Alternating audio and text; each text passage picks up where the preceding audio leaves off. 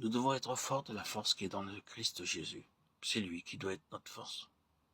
Nous n'aurons jamais cette force-là en nous-mêmes. Elle ne sera jamais notre force intrinsèque. Pas ici-bas, du moins. C'est sa force. Et parce que c'est sa force, il faut qu'il y ait, d'une part, en ce qui nous concerne, une faiblesse constante, une dépendance continuelle. En ce qui le concerne, lui, la question est tranchée. Il est notre force. Qu'est-ce que Paul entend quand il dit « Quand je suis faible, c'est alors que je suis fort ».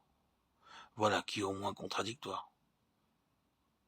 Il veut en d'autres termes dire ceci, quand je suis faible, le Seigneur a une occasion de montrer sa force en moi. C'est de cette force-là que nous avons besoin. Or, ce n'est que lorsque nous sommes faibles que la force du Seigneur peut se déployer tout entière.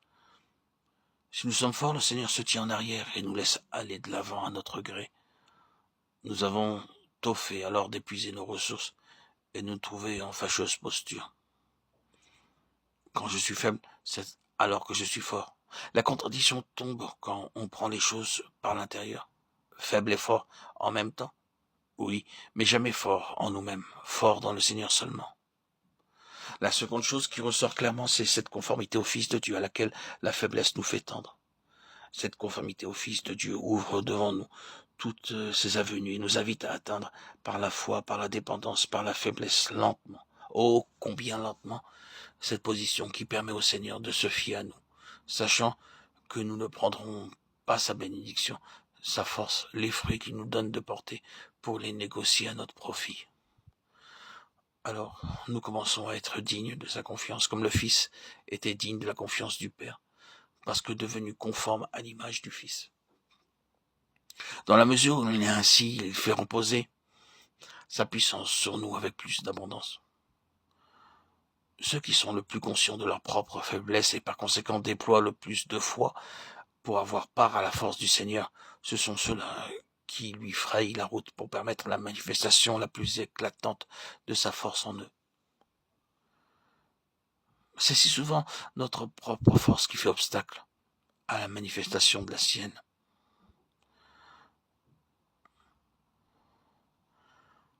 Notre faiblesse, voilà la porte par laquelle sa force fait son apparition. Ainsi l'apôtre peut-il avec raison se glorifier de ses faiblesses pour que la puissance de Christ repose sur lui, vienne résider en lui. La croix de Jésus-Christ a une portée qui dépasse de beaucoup tout ce que nous en avons découvert jusqu'ici et tout ce que nous pourrons jamais nous représenter. Les profondeurs de notre nature déchue ont été vues à la croix comme nous ne les avons jamais vues nous-mêmes. Et le problème qu'elle pose y a été tranché souverainement et pour toujours. Notre Seigneur, lui-même, est allé à la croix pour entraîner dans sa mort notre nature déchue. Que Dieu nous fasse tout entrer dans la réalité de ce glorieux paradoxe où l'apôtre peut avec raison se glorifier de ses faiblesses, pour que la puissance de Christ repose sur lui, vienne résider en lui. Car le Seigneur, par son sacrifice sur la croix,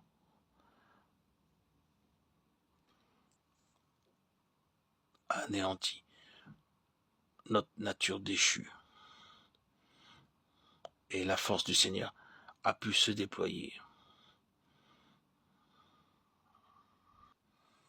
dans toute sa gloire, dans toute sa puissance, dans l'homme nouveau,